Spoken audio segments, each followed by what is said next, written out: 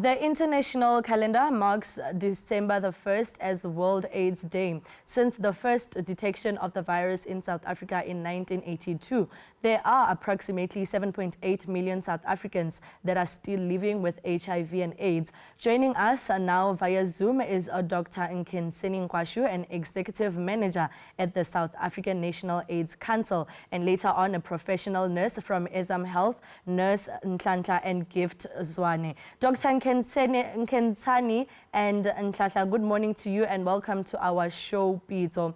Dr. Nkensani, maybe let me start with you. Can you please first talk to us about the stigma? I mean, it's 2023 and it's still a topic. Maybe for those viewers that still don't understand, confused about stigma, can you please just explain what is meant by stigma? Oh, thank you very much, and good morning, and also good morning to my colleague. I think, you know what, when we talk about stigma, we are talking about an individual or a group of people whom, when you see someone who's got a specific disease, you treat them negatively. And you are treating them negatively not because you don't like them or anything, but you are treating them negatively because in your mind you are thinking that since they have HIV, then they should not be accepted, and then they need to be treated in a different way compared to each other. And we are seeing this a lot, you know, when you go out, especially amongst people who are infected by HIV and also those who are infected by TB. People don't want to talk to them, others they separate them, you know, others they ensure that, you know what, even if they are in a specific room with this group of people or with this individual, they start to talk negatively, you know, about people who are infected with such a disease. Dr. Nkensani, do you think the society has fully accepted people that are living with HIV and AIDS? I think, you know what, looking at where we are and where we come from as a country from the year 2000, when, you know, it was obvious to everyone, people were looking outside there and people were dying due to HIV. I would say that as a country, we have made some strides. However, it is not enough because this is 2023 and we still find people who are treating, you know, others negatively because of their disease status, which, you know, it should not be, because in South Africa we talk openly about HIV and with government provide access, you know, free treatment, you don't have to pay anything. So it should be treated as any other disease, you know, like diabetes and at the same time like hypertension. Dr. Nkwashu, maybe let's discuss about the annual report of HIV and AIDS in South Africa. There seems to be a decrease in the number of people that are living with the virus in the country. As an organization, what is your comment on that? Oh, you know what, we are really, really excited because if you remember, in South Africa, the way we respond to HIV, we respond to it in a multi-sectoral way.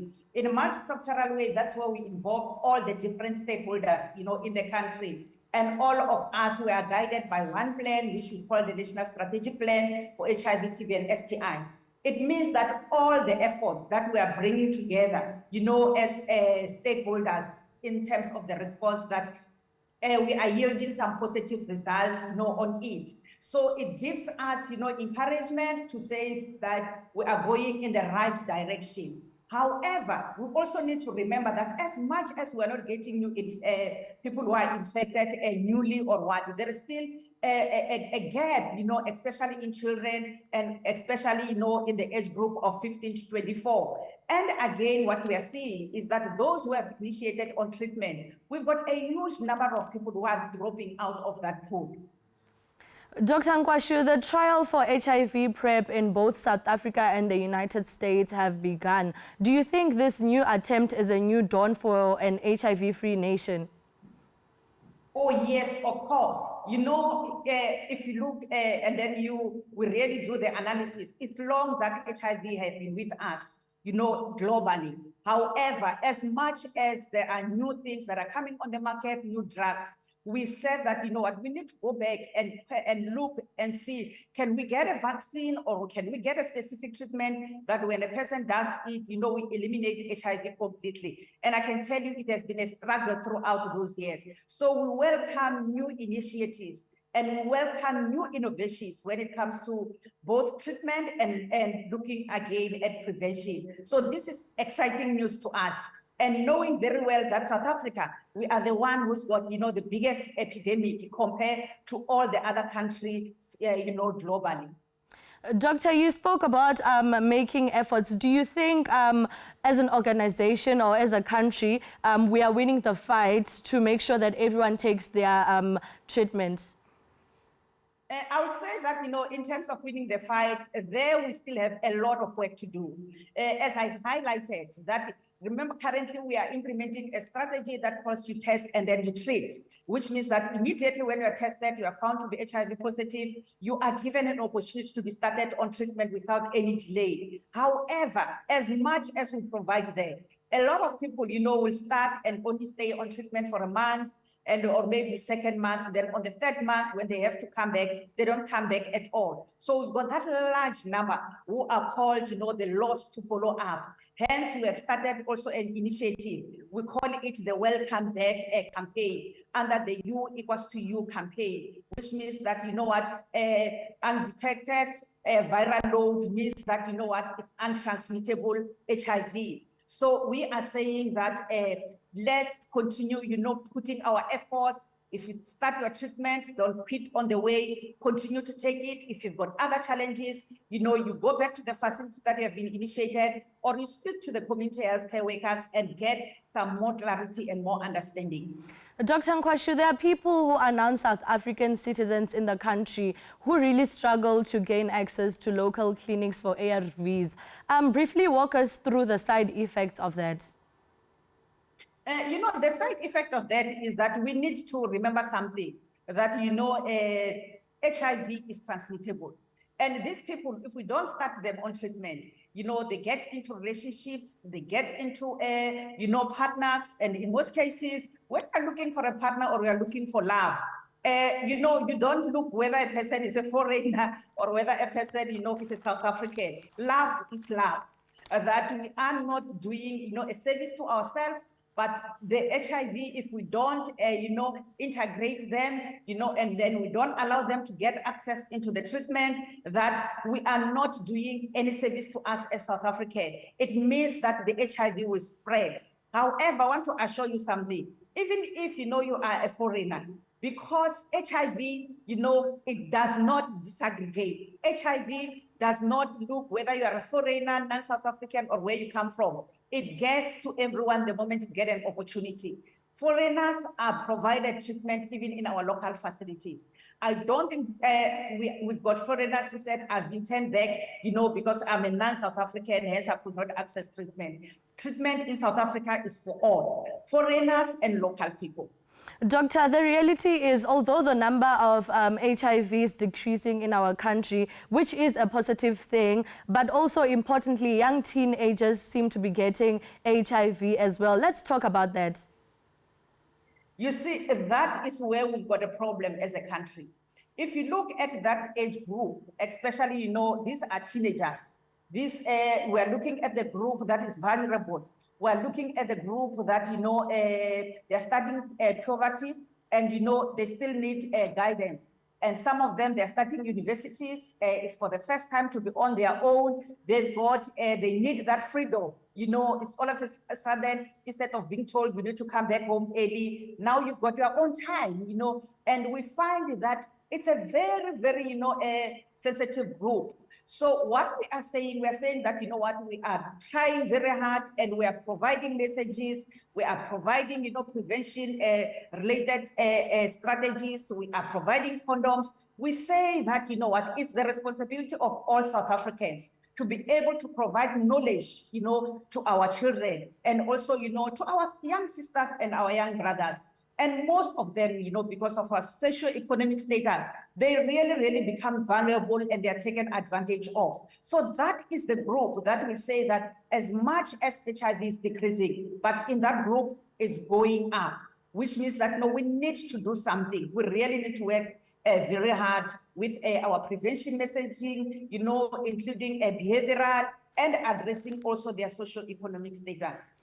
Doctor, do you think the government should do more, or do you think that they are failing, looking at the fact that HIV is still very high in young people?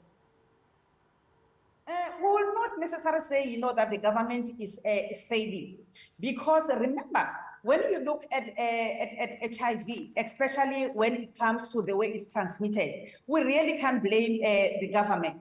The government is providing, all the necessary things that's supposed to provide from their side.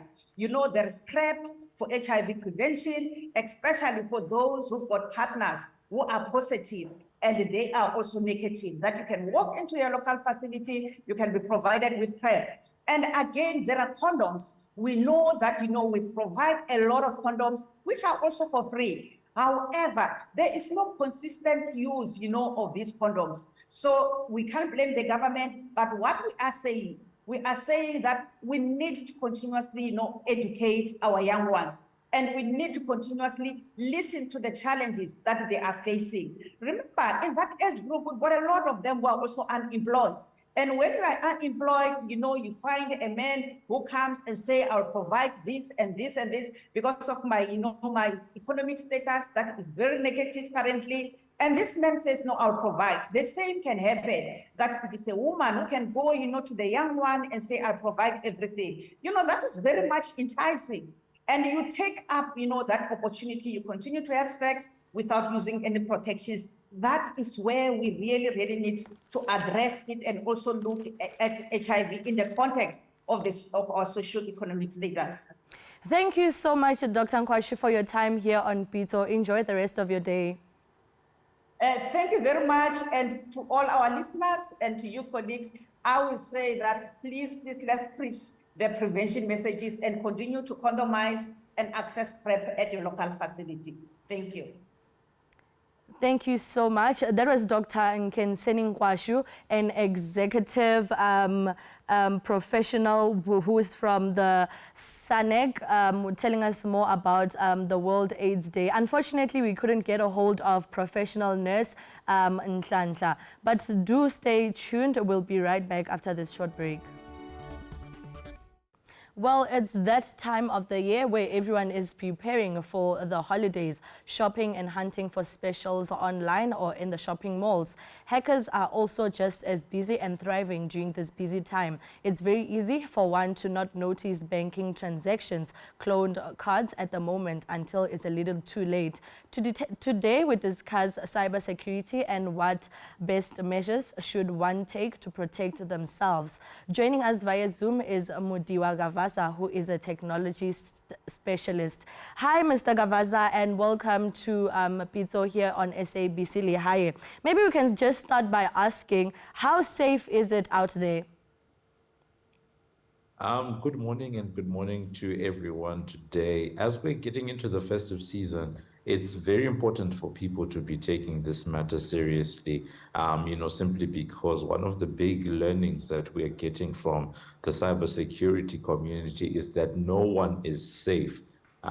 There's a lot of artificial intelligence that's being used to target people, and a lot of the time people aren't going out and looking for you specifically, but rather they're using machines to just go and try and attack as many devices as they can. And if they find your device in particular to be one that is vulnerable, then you might be subject to an attack. So this is not one of those things where we can say that someone is too big or perhaps feeling like they're too small to be targeted by some of the cyber attackers. Everyone is at risk. There's a lot of identity theft. Maybe before we get into other details, let's first understand the mind of a hacker. What do hackers look for? There's a couple of things that people are looking for out there. As I said, one of the biggest things that people are making use of is basically what are called bots. Where basically you have the AI just going out onto the internet and trying to look for vulnerable devices. So usually that is not the human, that is just machines looking for the most efficient way that they can attack. So everyone is not safe from that point of view. A second one that I would definitely encourage people against is what is called phishing. That tends to be where you get some of those suspicious emails That's where you get people sending you the dodgy links. You click that, and someone has possible control to your machine or your information.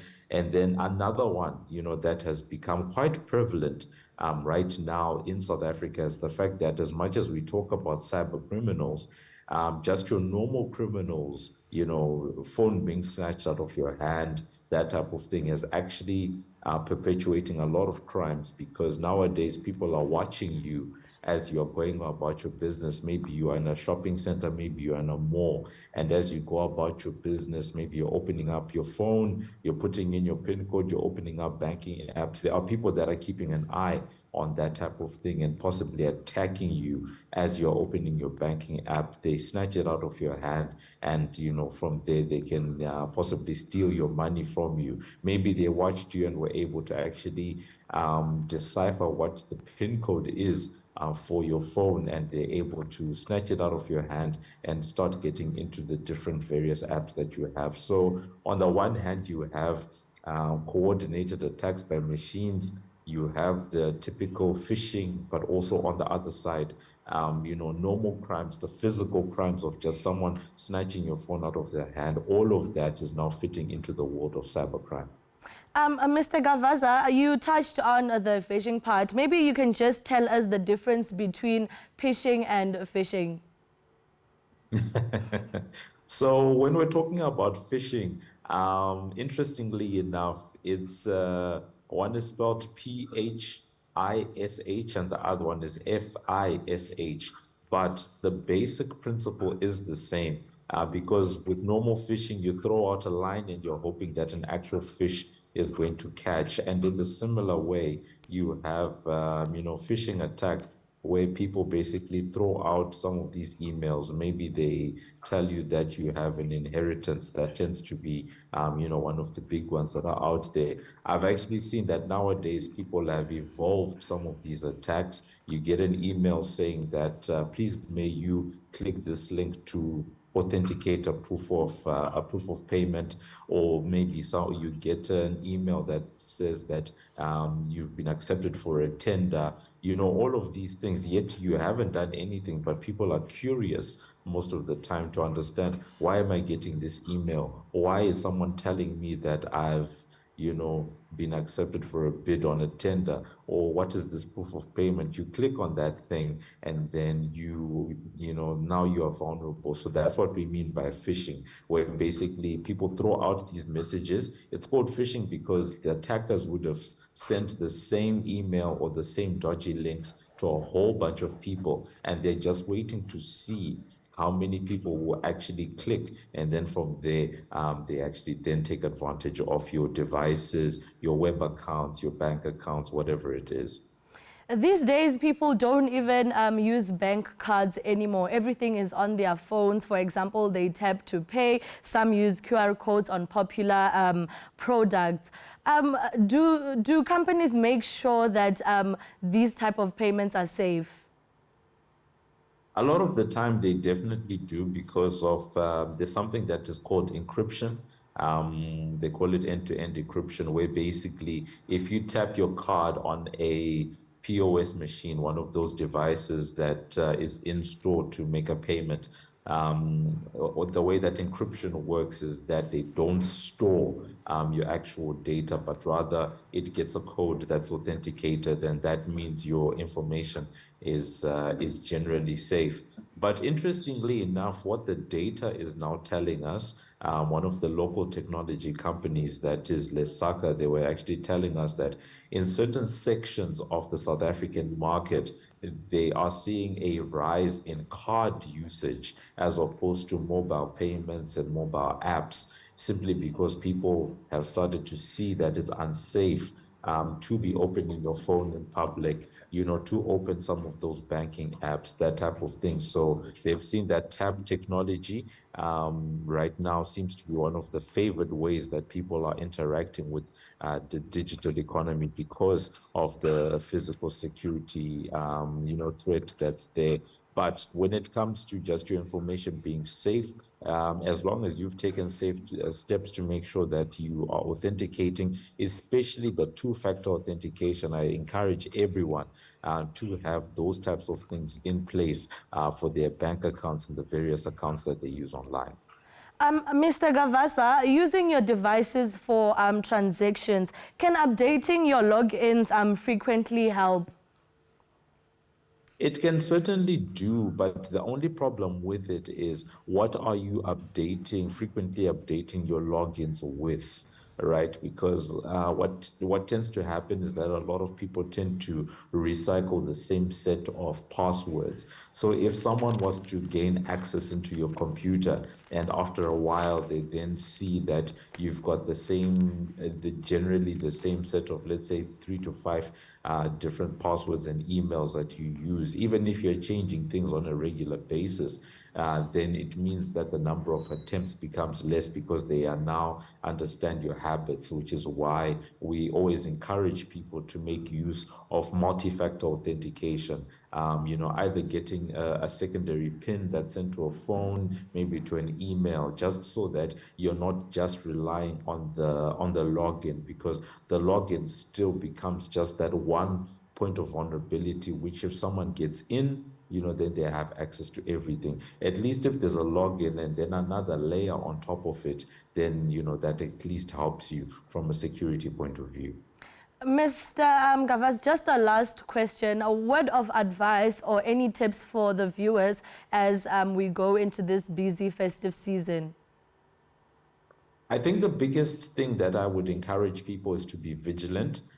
Vigilant in your different environments. Firstly, be vigilant of what you are doing online. Be vigilant of where you are buying goods and services if you're going to be transacting online. Is it a credible website that you are on?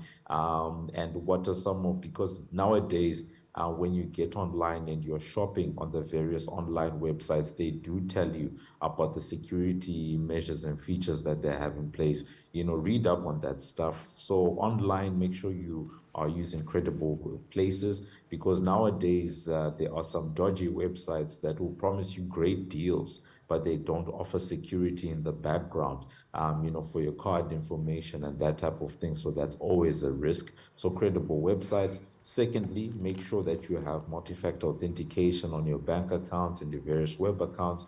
And then third, just educate yourself, about the various ways in which people are attacking, out there. Nowadays, like I said, we've got the artificial intelligence that's actually coming in, and people are, a lot of impersonation is actually being done, where people will, mask someone's face or mask someone's voice, to get through certain things. So just always make sure that you're vigilant in your various environments. And happy shopping, online shopping and all of these things are things that we should not be afraid of, but let's just be careful about how we do it.